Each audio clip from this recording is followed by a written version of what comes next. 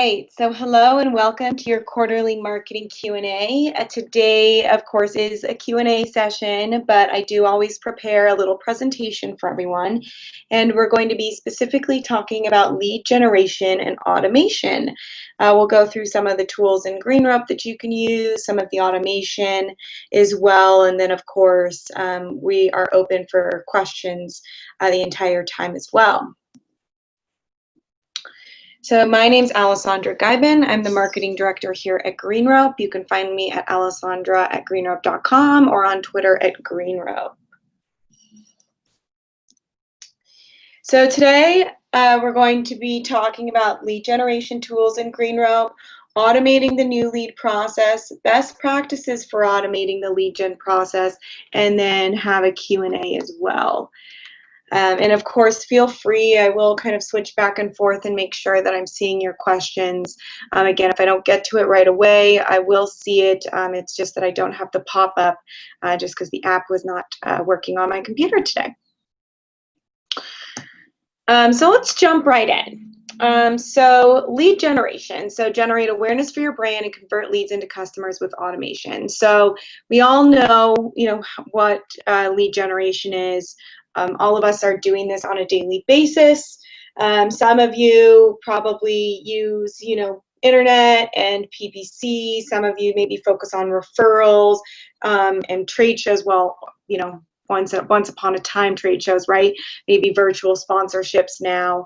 And of course, times have changed. So we need to think about how those times have changed and how we can evolve our lead generation strategy and our automated strategy to fit the needs of the current business environment and our current customers. And so I'm just going to stop there really quickly and just make sure we don't have any questions yet. Okay. Back to it. So let's kind of jump into a few stats that I found, which I thought were really, really poignant and really relevant. So marketers who follow up with web leads within 5 minutes are 9 times more likely to convert them. So this is huge, right? You don't want to have a lead come in and then have them go 24 hours without a follow-up. You know for yourself if that happened, you'd probably move on to the next company, and whichever company got to you first is probably the one that has the biggest chance of winning your business. And so that's why it's so important to, even if you don't have a full sales team, is to have automation set up so you can make sure to get that first touch point within that 5 minutes, so that they know that they're on your radar and that they can and what to expect from your company. And of course now, I'm sure we've all seen, I sent in a request the other day, for a customer service question. And they responded back immediately saying, hey, due to staffing constraints, we will get back to you between X, Y, and Z. And that set my expectations, but at least I got that email. It wasn't just waiting and hoping that I was going to hear from them. So I knew exactly what to expect because I did hear from them within that 5 minutes. So the next stat I pulled was marketers who segment their email recipient list achieve 39% higher open rates, 28% lower unsubscribe rates, 24% better deliverability. So this is another big one. This is going to be more relevant to our automated strategy. But when you're generating leads, there are ways that you can collect data that will allow you to better segment and personalize your lists and your communication that can improve your open rates, your unsubscribe rates, your click-through rates, etc. And then, of course, organizations that use marketing automation with prospects experience a 451% increase in qualified leads. So automation is really plays a huge factor into qualifying leads. There is a difference between the sales qualified lead and the marketing qualified lead. The marketing qualified lead is a lead typically that comes in. It's not necessarily a cold lead, but it's a lead that is going to require some more nurturing. Perhaps they're just looking at multiple systems, multiple businesses, multiple options. They don't quite know if they're ready to buy or they're even ready to talk to someone at your company. And so they need to be nurtured, and you can do this through automation and through, their demographics, through their own behavior, you can set rules to qualify your leads, which then would turn them into a sales qualified lead, which is a lead that's ready to go, ready to buy, ready to talk to someone at your company. And so we're going to kind of discuss all of these different aspects today. So there are many different types of lead generation, and I'm sure there's more, but these are kind of the big ones. So contact forms on a website, that's an obvious one, right? Content marketing, so your blog, contributed posts, ebooks, all of that different sort of content that you're putting out there. Ticketing forms, so that's one that we're going to talk about today, and why you might want a ticketing form versus a sign-up form on your website. Social media. So if you do any sort of advertising, but also just social media engagement, posting, etc. Social media can be a great way to generate leads. We at GreenRope have experienced some success with generating leads, both organically and paid through social media. Webinars, so a webinar that you might host. I know a lot of insurance companies or business consulting companies would host webinars at the early start of coronavirus on the different business loans or the business grants available to businesses during that time, or different programs. And so that was probably a good way for them to generate some source of lead flow for their own services. Ebook downloads, so using ebooks, again, that kind of goes into content marketing, but a little bit different. Ebooks, case studies, you can put an ebook on your site, let the viewer preview it. If they want to download the whole thing, they have to put in their email, and then you can put them into your funnel.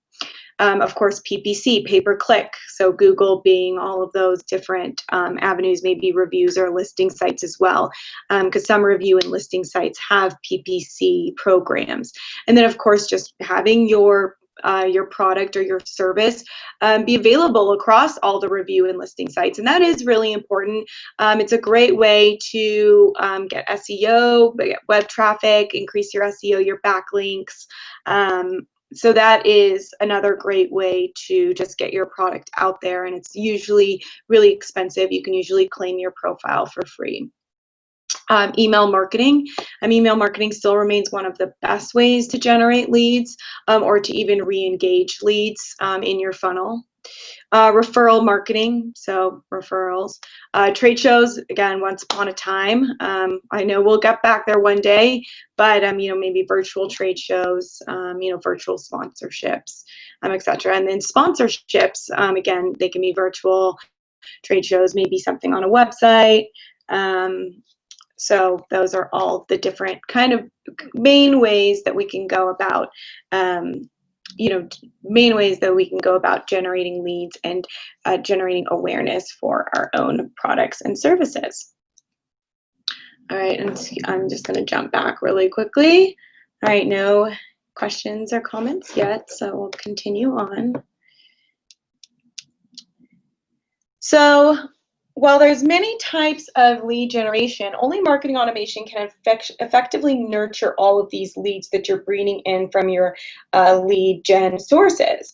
And the reason I say that is because lead nurturing requires a lot of touch points in a lot of cases. That's a generalization. Of course, you can send one email with a promo to one person, and they might jump on the deal right away.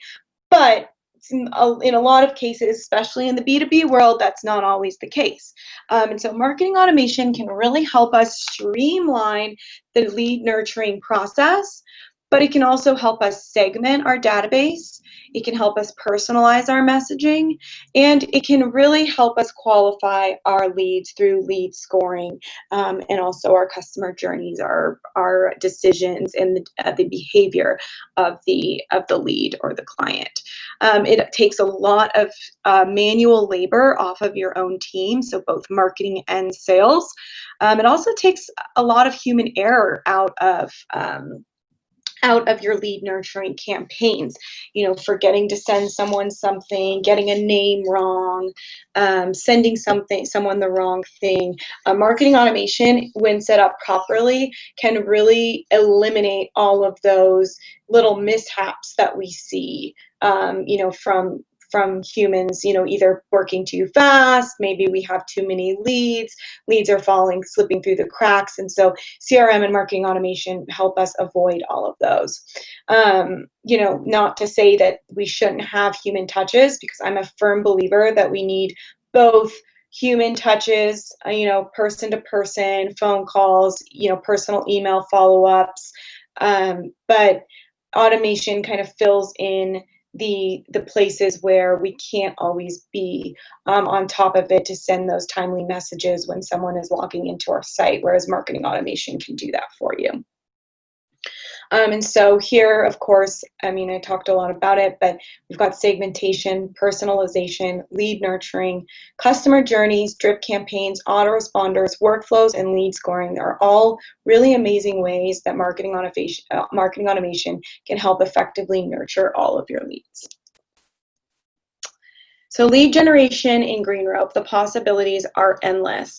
So let's kind of go through what some of the options or some of the tools are to generate leads in GreenRope. And again, we've got so many different lead gen tactics, and some will be for your more marketing qualified leads, some will be for general interest, some will be for sales qualified leads. And then of course, you want to think about customer service and chat as well. And that's actually one lead gen tactic I forgot to put on there is live chat. Live chat on websites is actually a huge way that people are bringing on leads right now. And so we integrate with Olark, and you can actually, and Juvo leads actually, which they'll actually generate the leads for you and then drive them into your system if you don't have the resources to have your own live chat team, which a lot of people may not right now. So some of the top gen lead tools in GreenRope are obviously website, blogs, and landing pages. So your website, your blogs, the landing pages, you're going to use those to drive traffic, generate those leads, for your business. Sign up forms. So of course, most of the time, your sign up forms will be on your website, on your blog, on your landing page. Email marketing. So again, email marketing is a huge one. The asset library, which we haven't really spoken about too much. I'm going to just show that to you a little bit today. Ticketing. So ticketing is another great way to generate leads, and a lot of people will go for sign-up forms and they don't really know the difference between ticketing and the sign-up forms, and I will talk a little bit about that today. And the booking calendar is another one as well, so getting people to book appointments with you and then having them in your lead, in the top of your funnel. And then of course, the one major one that I forgot, I can't believe it, is live chat as well. So we and so that's another one you want to add as an option. So what happens when a new lead comes in? So this is really one of the most important things that you need to think about before you start generating leads, because it's great to have all these leads, but you need to know what you're going to do with them once they become a lead. So once you've decided, okay, I'm going to do a sign-up form on my website, ticketing form on a landing page for a sales qualified lead, I'm going to have an ebook download and host a webinar. Well, now we need to know what happens. And you also have to take into account that with each one of those lead generation strategies, you're not always going to have the same automation strategy.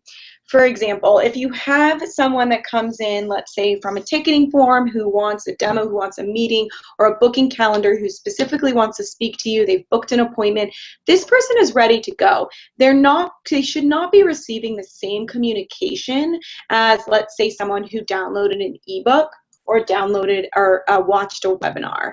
And the reason being is because chances are that person is not as ready to buy, and they probably need more information about your company, what your offer, your differentiators, before deciding that they do want to book an appointment. So you do have to think about the automation that you want to put in place for each lead generation source. Not to say they can't be similar or converge at some point, but you want to make sure that you're, reaching out and engaging these people appropriately and how they want to be engaged, and not either overdoing it or underdoing it. And so that's something to keep in mind as well. So, the big thing is, like we said, we want to automate the follow-up. So we can automate the follow-up in a number of ways. Workflows are a huge one, and I think my last Q&A session we talked a lot about workflows. I know Madison has done a webinar on workflows as well. We have a cheat sheet that's just coming out on workflows, so we've got a lot of resources. And then I'm actually going to be building out a media library for all of our users that contains commonly used workflows and best practices for them as well, which should be really useful for all of our clients. So look out for that in the near future. And so workflows really do a lot of things. You activate CRM activities. So if someone comes in from a ticket, they are ready to get on a demo, get ready to set a meeting. You want to trigger an immediate follow-up. Like I said, you want to connect with that person as soon as possible. Strike while the iron's hot. And so you want to trigger that activity. You will probably want to have a thank you submission for your ticketing form or your sign-up form, and then that should immediately trigger a workflow that assigns a CRM activity to a salesperson. You can modify a contact. So let's say someone comes from social media, and I did a webinar on this as well.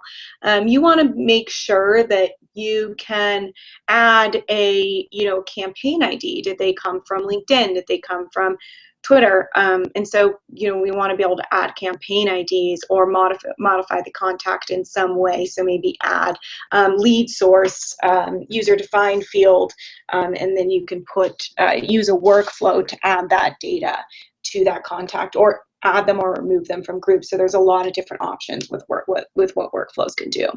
Send documents is another good one. So we've got a client who as soon as a lead comes in, they send an initial email that has information and a proposal for them to review. So they immediately send a document. And so if and that's another element of a workflow that could be important, primarily more for sales workflows, but again, always good to know that you have that many options. And then journeys. So journeys is a huge tool. It's I think it's one of my favorite tools in GreenRope. I use them constantly. I'm always finding new ways to use them. Lars is constantly updating them to, for new features and everything. So I definitely suggest looking into journeys. Utilizing journeys for your own. They have amazing tracking. You can use behavior to trigger specific actions or specific follow-ups.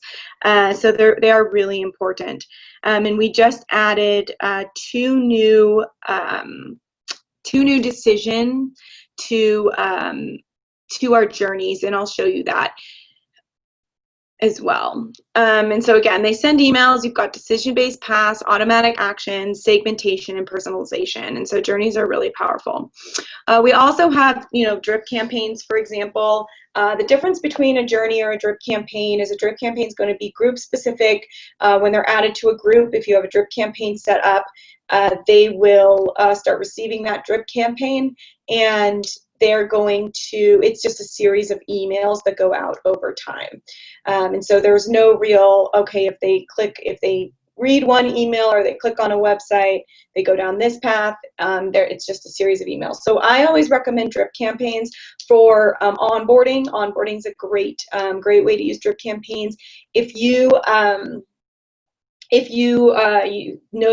remember, as trial users, if we do have some trial users in here, you received a series of 9 messages throughout your GreenRope trial, and that was a drip campaign to kind of get you acclimated and send you resources so that you could better use the system.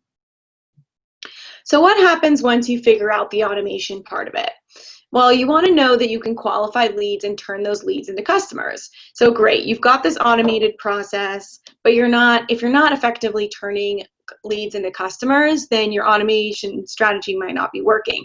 And not to say that every lead is going to become a customer, because we all know that that's not the case. In fact, a small amount of leads end up becoming customers. But it's important to track those conversions and make sure that your strategy is working. And so a few ways that you can qualify those leads is by lead scoring. So did they open an email? Did they have a demo? Did you schedule a meeting? Did they phone call? Did they open a live chat? So all of these can contribute to their overall lead score. Did they visit 4 pages on your website in one day? You can trigger a workflow just based on those website visits. I'm sure I know I have, and it always cracks me up because I know exactly what they're doing. You visited a website and then all of a sudden you get the email from them being like, oh, well, if you order now, you'll get 15% off. You're like, oh, those sneaky guys. They know exactly what I'm doing on their website. And so it's just a way to kind of strike while the iron's hot. And lead scoring can do that. Same with, if they have a phone call, live chat, website visit, they can trigger a workflow for your salesperson to follow up with them. Data collection. So that's another big one. Collecting data about them, such as their title, even behavioral, so open and click actions, which we'll talk about as well. But demographic data. So do they fit your target audience? And you can do that by not only contacts research, which is built into your account and your sign-up forms. Always utilize that tool, but also through finding out, okay, what's their title, how many employees do they have in the company. And so we've all seen those sign-up forms that ask those questions. And so collecting data about your leads and customers can also help qualify them and make sure that they're the right fit for your company, or if not, that they get placed into whatever flow that you have going. So now I want to jump into the system. So a workflow, and so let's go into our workflow automation manager here. So you're going to find all of your workflows here. So a workflow is really your foundational tool for automating processes. Workflows work in conjunction with journeys. A journey can consist of triggering workflows, but a workflow can also trigger a journey. I'm going to go here to a blog pop-up. So this is a blog pop-up that was on our website. And so this is so if someone signed up to get a free copy of CRM for Dummies, which Lars Helgeson, our CEO, wrote, and this was a pop-up that we had for a limited amount of time, but this, for example, is what it would do. So it would send an alert, because Bjorn was the one who was sending out the copies. It didn't send anything here, but it did, and it didn't trigger. Didn't modify the contact, but it set activities for send a free copy, and then do a follow-up to that, a sales follow-up for that person. And so that's an example of one thing that a workflow can do. I'm going to kind of dive deeper into another workflow that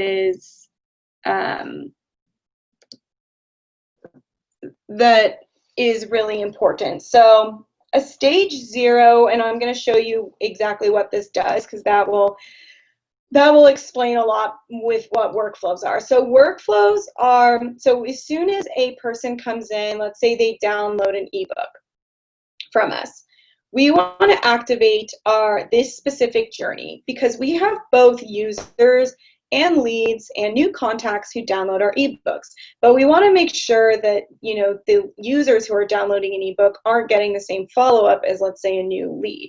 Again, you have to really think about the way that you set up your automation. So, for example, someone who is already working with you is a client who downloads an ebook from you or attends a webinar isn't getting your sales messages, because that just sounds really out of touch. And so again, you want to make sure that there's ways that you are separating the way that they're communicated with. So this is a journey that is triggered when a lead comes in through live chat, webinar attendees, drip campaigns, ebooks, and case study downloads, and the MQL workflow is activated within the journey. So we have no alert here. We're not sending them anything, but it is activating a journey, and I'm going to show you what that journey looks like, and then we'll come back to workflows. And it doesn't modify the contact in any way, because just because they activated this journey doesn't this workflow, but we do trigger another workflow within the journey that does modify the contact, and I'll show you what that means. And then we don't have any CRM activities. So the big thing that this workflow does is it activates this stage 0 multi-channel journey. So let's take a look at what that is. So if I go into automation journeys, I'm going to load that journey. And so again, remember, this is triggered for ebook downloads, live chats, webinar attendees, so any place that we could have both users, leads, and new contacts come in from. So it's not necessarily, it is a lead gen journey and workflow, but it also can be activated for users. And so the first step here is we say, are they a GreenRope user? Because if they're a GreenRope user, we don't want to add them to a leads group. We don't want them to get our sales messages. We don't want them to go down a drip campaign. We just want to send them their follow-up, which is already sent to them, or if they download an ebook, the ebook downloads are defined in the sign-up form, and I'll show you that as well. So we're going to stop their journey right there. They don't need any additional follow-up. All they need is exactly what they ask for, which is either to attend that webinar or download that ebook or have that live chat. The next one we say is, are they already a member of the leads group? So if they are already a member of the leads group, again, they've already gotten out, they've already had touch points from us. They may have already had a demo. We don't want to bombard them with different, we don't want to bombard them with the same sort of lead nurturing that they might have already got. So we want to stop them right there. And then if they do not meet any of these criteria, then we add them to the GreenRope leads group. So let's say they're a completely new contact. So we are going to add them to the GreenRope leads group. And once they're added to the GreenRope leads group, we're going to activate an MQL workflow. And the reason it's not a sales qualified workflow is because these are, again, coming in from our ebooks, our webinars, and live chat. So typically these are more marketing qualified leads. They have just inquired, they've maybe downloaded an ebook. They're not ready for the sales call. They need more information. Maybe they wanted to read the ebook, but they could use some follow-up. And so we're going to activate that MQL workflow, and I'll show you what that does in just a second. Then we decide, we go through another set of decisions. Are they in the United States or Canada, Mexico, or any other country? And it activates a sales follow-up from our sales. Because just because they're a marketing qualified lead doesn't mean that we don't want anyone to follow up with them, but it's a little bit different. So this workflow here, which I'll show you in a second, modifies the contact to give them to update their user-defined field. So let's go take a look at that workflow. So here it is, the MQL workflow.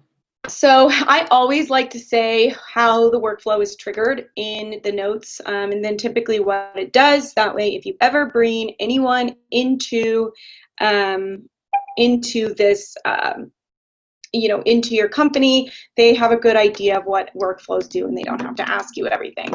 We made this available to GreenRope leads because we only really want this to be in the GreenRope leads group. So sending actions, again, we're not doing anything here, but what we are doing is we're giving them a GreenRope account at stage 0. So we're putting them at the top of our funnel. So now we know that they're going to be part of that top of funnel. So they're going to be included in our reporting as leads coming in. We start the MQL journey. So again, this workflow triggers another journey. And I'll show you what that is as well. And then, of course, they're added to GreenRope leads, or MQL GreenRope leads, because we have a group that's GreenRope leads, but we also have an MQL GreenRope leads that houses all of our marketing qualified leads. Again, if they never come, if they're taken out of leads for whatever reason, they'll still be in our marketing qualified leads, because we do have groups, for example, that are our unresponsive leads group, which they can be added into if they have not responded to us in a while. And then it sets contact data to MQL. And so that way the salesperson knows when they bring up their record that, okay, this is a marketing qualified lead, not a sales qualified lead. I know the difference in, the quality might not be as, they might not be as interested. They just know what to expect. And then we add a campaign ID MQL. And then there's no workflows associated with that. And so again, it triggered another journey. So if we go back into our journeys, I can load our MQL journey. And this one's actually in the midst of getting fixed right now, or updated. But it basically just sends a series of emails, but at different rates. So we send the first email, which is, and again, this is for our marketing qualified leads. So you can see here, that's what the email looks like. And then I can say if they read or click on this initial email, I can trigger a immediate sales follow-up. Because it might mean that, okay, they opened our email or they clicked on it, so they're hot, we want to follow up with them.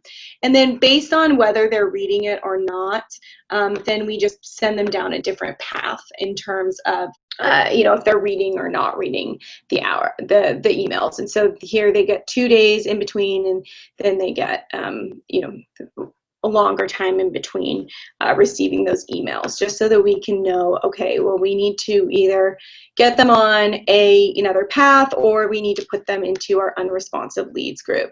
So at the end, if they haven't engaged with any of our emails, then we'll put them into an unresponsive leads group.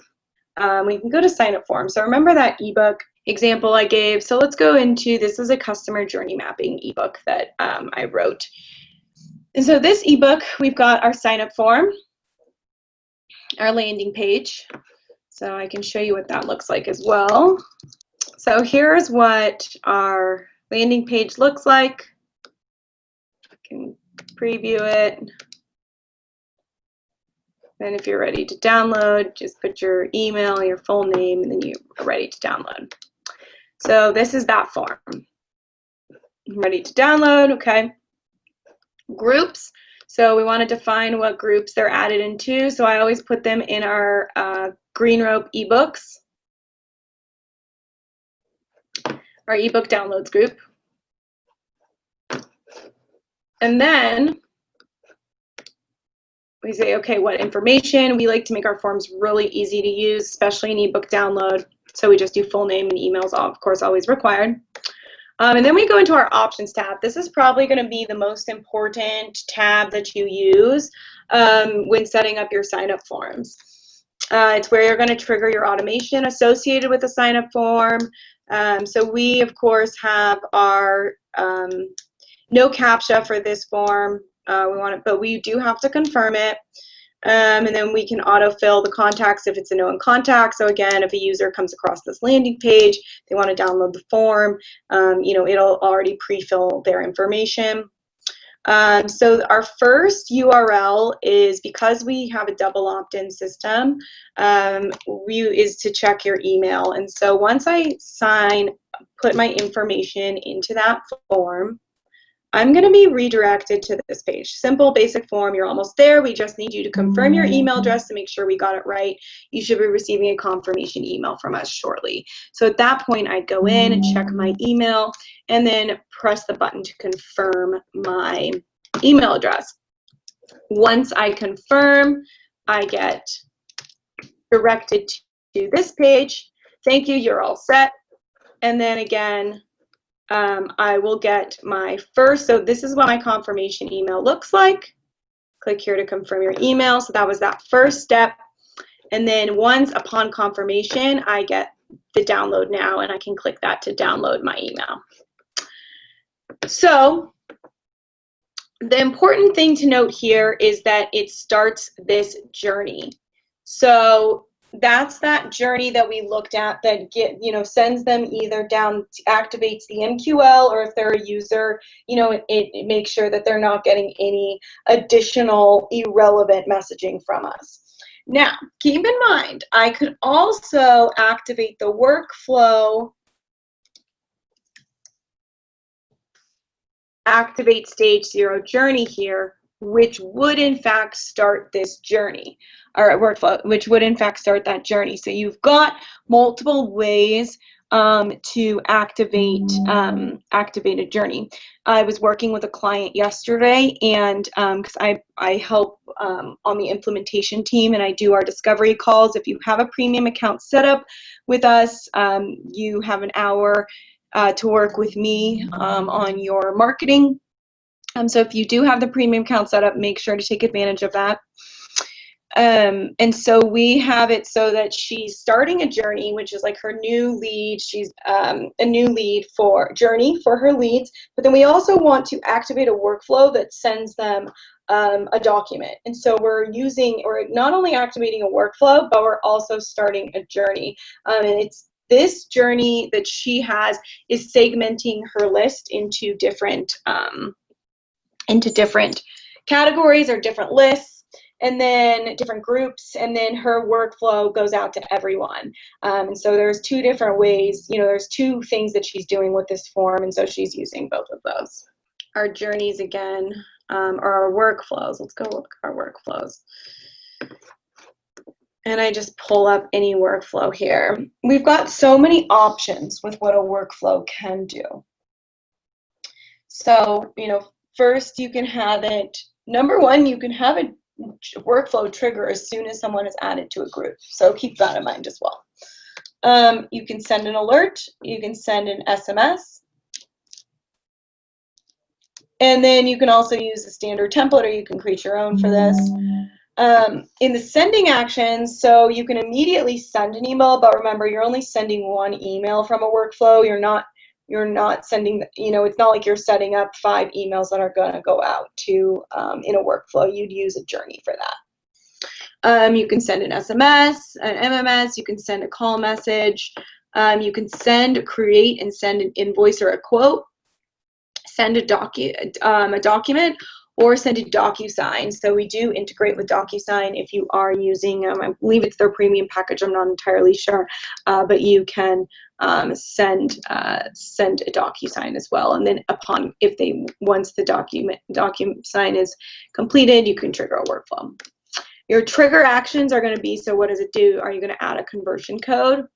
You can charge a card on file, activate a drip campaign, and then of course start, pause, resume, or stop a journey.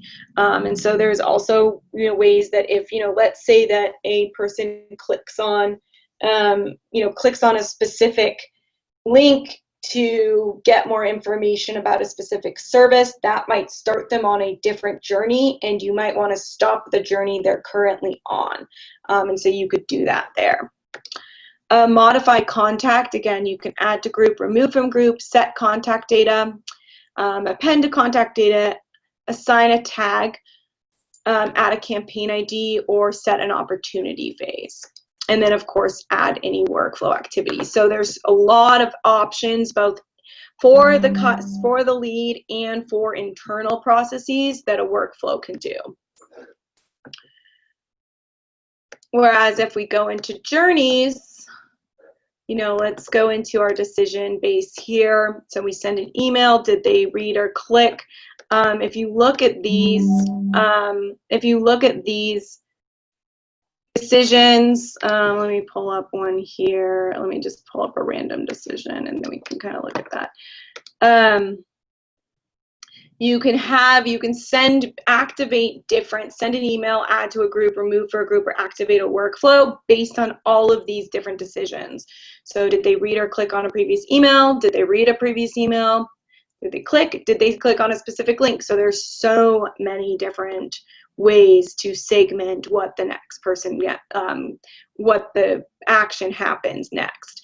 Are they in a particular opportunity path? Are they in a certain phase? So maybe they were moved to the proposal stage, and so you want to send them down a different path because now they're in the proposal phase. Of course, you've got your standard fields, and then of course your demographic as well. So you can use any of your custom fields. The next one I want to take a look at is your delays. So delays are also ways to customize what happens next. So you can delay until a specific date and time. So, okay, I don't want these, the people on this journey to get this message until July 28th. And then at July 28th, then they'll get the next message. You can do until a contact's birthday. Date until defined by a user field. So if there's this particular user field, you can delay your message until then. Business days before an opportunity close date. So that's a big one. So, if you want to send a message, before the opportunity is set to close, you can use that. Delay until a document is e-signed by a recipient. So if you're waiting to activate a workflow or a follow-up or send an email till after a document is signed by a recipient, you'd use that. You can delay until a link is clicked, so you won't send the next message until they actually click or read an email. Local day of the week, and then local time as well. And so that's for anyone who's doing stuff on an international level and you want to control the timing of when your messages are sent. Trials group here. So as soon as someone activates a trial in GreenRope, they are added to the trials group. And as soon as they are added, they start a drip campaign. And so it's a drip campaign that has, again, these different emails. So we've got 10 different emails. And so I would just start this as soon as they're added to the group. So how you would, in a journey, if you wanted to start a drip campaign, you would either have to add them to a group or activate a workflow that can start a drip campaign. Otherwise, if you have a sign-up form, for example, or a ticketing form that drops people into a particular group where a drip campaign is defined, they'll just get that drip campaign immediately. So drip campaigns, again, are group specific, so they need to be put into a group for them to start receiving that drip campaign. One big thing too, which I didn't go over, is ticketing. But ticketing is something that you will want that you can use for your both your customer service and your lead gen. So we use it for sales qualified leads because it will assign a ticket to our salesperson and it gives an immediate follow-up. So that's, and they don't have to confirm their email address before getting a follow-up from they don't have to get confirm their email address before getting a follow-up from one of our salespeople. And so that's a use case for ticketing. It makes it really easy for them to open a ticket. I want a live demo.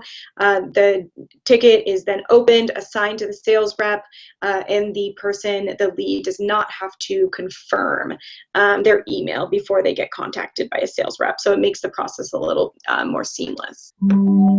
Michael, is there a best way to direct a contact to a survey?